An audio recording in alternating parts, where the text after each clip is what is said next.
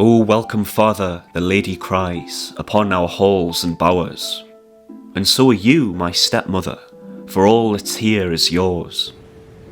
A lord said, wondering while she spake, this princess of the north surpasses all of female kind in beauty and in worth.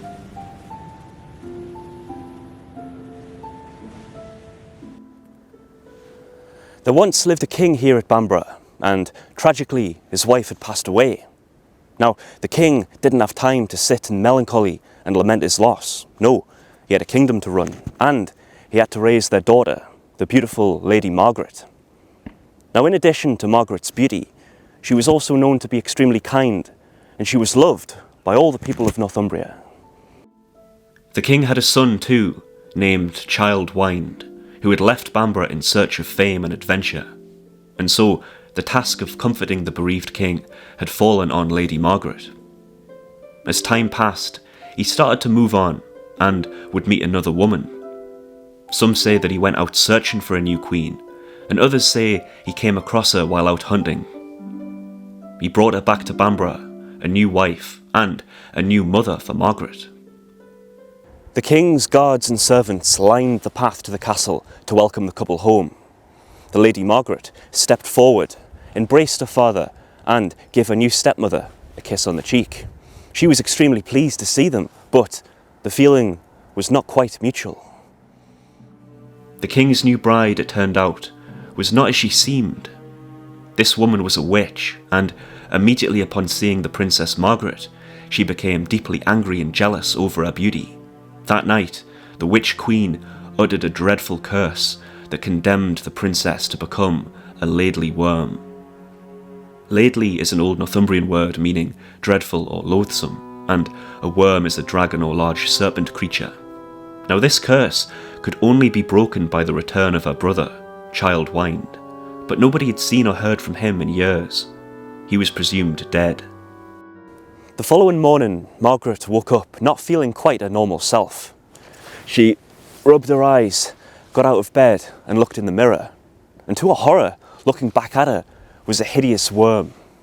It didn't take long for her to realise that her stepmother was a dark sorceress and had done this to her out of spite and jealousy.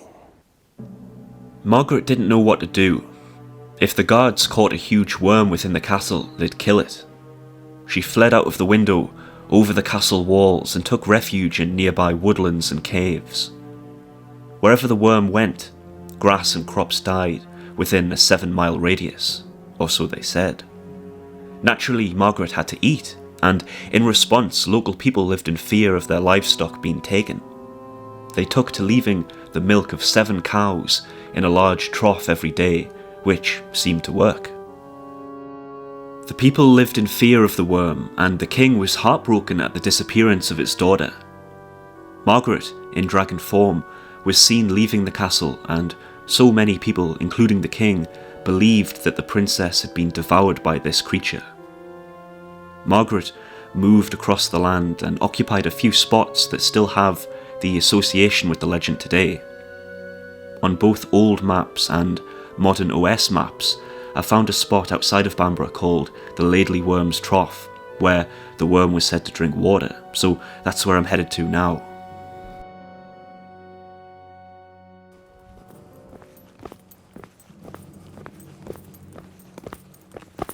So this must be it up ahead here, and look at this sign.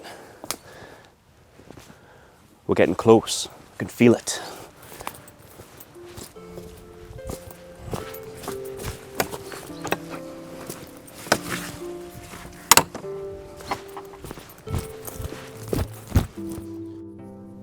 The ballad also speaks of a cave called the Laidly Worm's Cave, and it was a real place. It was marked on old maps, but it seems that the cave was destroyed in the 19th century at some point for quarrying.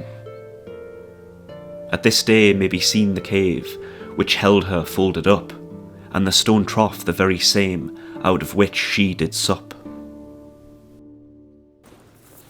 So I've climbed up the hill, and this is the Laidly Worm's Trough down below. Now, it was drained at some point in the past, I'm not sure when, but you can tell it was the trough because it's very boggy, very marshy, and there's some running water down there as well. So, yeah, to most of the people in that caravan park, this is just a bog, an old field. But to us, we know that this is the Laidly Worm's trough. This is where the worm came to refresh itself. It's part of the legend. It's part of the folklore of this country. And this is what I love. The whole landscape of the British Isles is just steeped in myth and legend. I love it so much. As for the stone trough where people left the offerings of cow milk, I couldn't find it anywhere. I did find an account of it from 1924, 100 years ago, when the Berwickshire Naturalist Club visited Bamburgh in the June of that year. However, the spot where the water was trickling showed no sign of this. It's likely been moved or destroyed. Perhaps it's around here somewhere, hidden, but it would seem that it's gone. But back to our story. The king's heart was well and truly broken. He'd lost both of his children, his kingdom was being laid to waste, and his wife was starting to reveal her true colours. The poor man was a broken shadow of his former self. The witch queen now had full power. Bamburgh and the kingdom of Northumbria was hers. I've come to a place southwest of the castle, very much off the beaten track here, a place called Spindlestone Heugh. It's a big crag, loads of stones and boulders all over the place, and surrounded by woodland. It's quite hard to get to, and not many people know about it, but this is the location where Margaret, in the form of the Laidly Worm, would make her nest, make her residence. And the locals knew very well to stay away from this place. They feared the wrath of the terrible monster that lurked around Spindlestone Heugh. Now, while I'm here, I'm looking for a very important stone that's part of Spindlestone Heugh, and it's quite tricky to find at the moment, but I think I see it just up ahead, and this stone is very important for later on in the story. This stone has a few different names: the Spindle Stone, Spindlestone Rock, and the Bridal Stone. Margaret, the worm, would curl around this stone every night. This was the centre of her lair. Some people mention the Laidly Worm's stone in their telling of the story, and this is it, this is the place. But this stone isn't just important for being the place where the creature curled up around. We're going to be returning here later on.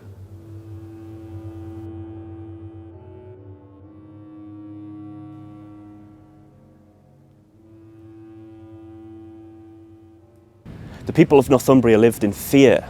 They were desperate for a hero, and as fate would have it, there was one on the way. Word had reached Childe Wynd far across the sea. He was a warrior, an adventurer, and together with his band of 33 men, had won many battles and made quite the name for himself in distant lands. But upon hearing of the worm that was terrorising his father's lands, as well as the rumour that an evil queen had taken control of the kingdom, Childe Wynd knew that it was time for him to go home. Now, the heir to Bamburgh had learned a great deal during his time away. He'd dealt with witches before, and he knew that their magic was repelled by wood from the rowan tree. He and his men began constructing a ship using the sacred rowan wood. The queen had her spies everywhere, and heard rumours of Childe Wynd's plans to return. She kept watch every day, out across the sea, and then one day she spied a ship making for Bamburgh's coast. She, and a few other witches loyal to her, began to cast spells and perform rituals that conjured up a terrible storm. The sky darkened and the waves became wild, but the sea did not take down Childe Wynd's ship. The lower witches, watching from the dunes, reported back to the queen that it was no good. The ship must be made of rowan wood, for their magic was useless. The evil queen had one last throw of the dice. She sent a band of armed men down to the beach to meet Childe Wynd and his loyal followers as their ship now landed at Budle Bay. Her rabble was no match for the seasoned warriors though, and they were easily routed. Finally, the king's son confronted the Great Worm. Now, in one version of the story, the worm is still under the spell of the witch and is waiting for him on the beach, preventing Childwind from landing, for once he lands, then the Witch Queen's curse starts to fade away. In another version though, Childwind confronts the worm at Spindlestone, and he ties his horse's bridle to the big stone we saw earlier, hence the name Bridlestone. Regardless of where the confrontation took place though, whether it be here at Spindlestone or back on the beach, Childwind and his men drew their swords and rushed forward to meet the terrible monster. Just as they were about to kill the worm, they realised that the creature made no attempt to harm them. Instead, it spoke to them in a voice that had an all too familiar ring to it. "Oh, quit thy sword and bend thy bow and give me kisses 3, for though I am a poisonous worm, no hurt I'll do to thee. Oh, quit thy sword and bend thy bow and give me kisses 3, if I'm not one ere the sun goes down, one I shall never be." Childwind realised that this Laidly Worm was in fact Margaret. He sheathed his sword and followed her instructions, kissing the worm 3 times, at which point the hideous creature transformed back into the form of his sister. He gave her his cloak to cover her nakedness, and she explained to him that it was the new queen that had put this curse upon her. The siblings and their loyal band of warriors then marched back to Bamburgh to confront the witch. The castle's garrison let them pass, knowing that the true heir had returned. The king was overjoyed to see his children as they stormed into the great hall. The queen had a look of terror and panic on her face as she faced the reality that her time was up. Having broken the curse, Childwind now held power over the witch and condemned her to the same fate that she had inflicted upon his sister. He declared that from this day until the end of the world, the witch would be doomed to live forever as a hideous toad. In some versions, he touches her with a stick of rowan wood too. As soon as he finishes speaking, the witch transforms into a toad and flees the castle. Some say that she's seen around the castle grounds, and others say that she inhabits the well inside the keep.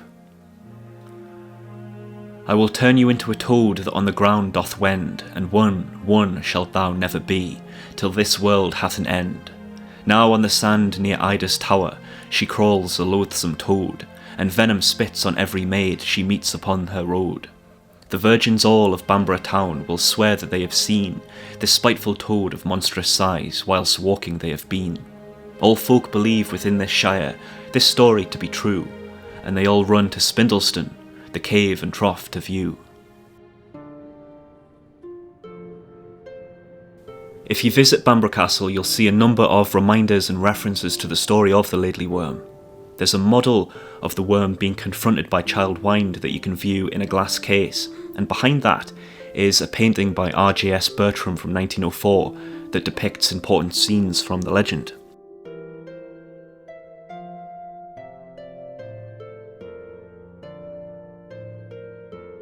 There's also another painting of the legend that I've used throughout this video, painted by my favourite artist Walter Crane in 1881. He visited Bamburgh in 1877 and was inspired by this old Northumbrian story. In the winter of 2023 to 2024, the castle hosted an exhibition of myths and legends inside the castle keep, and they had a display about the Laidly Worm. You can see an imagined costume for the evil queen, and the worm standing next to her, as well as other details from the story, such as the toad that the queen was transformed into. Now, before this video ends, I'm going to explain some of the history behind the story and highlight a few interesting facts. The Laidly Worm was first published in a collection of folk songs, and it was said to have been transcribed by the Reverend Robert Lamb, the Vicar of Norham, from a manuscript made by the old mountain bard Duncan Fraser that lived on the Cheviot Hills in the 13th century. We know very little about Fraser, and it's very probable, in fact almost certain, that the ballad was written entirely by Lamb, but he didn't invent the story. This wasn't a product of his imagination.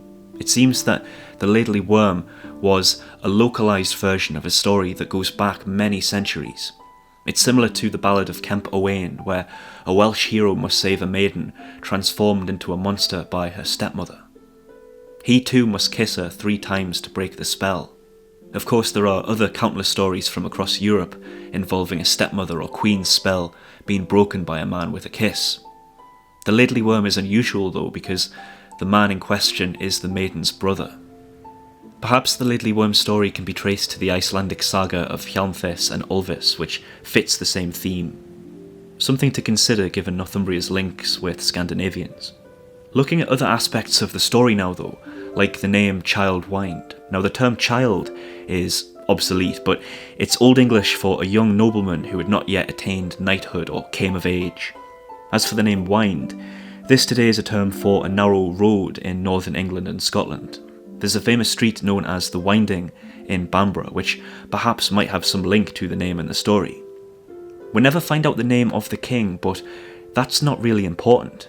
This legend is found in numerous places across Northern Europe. It's a story that's been told by many people in many locations, and this is just a localised version of it.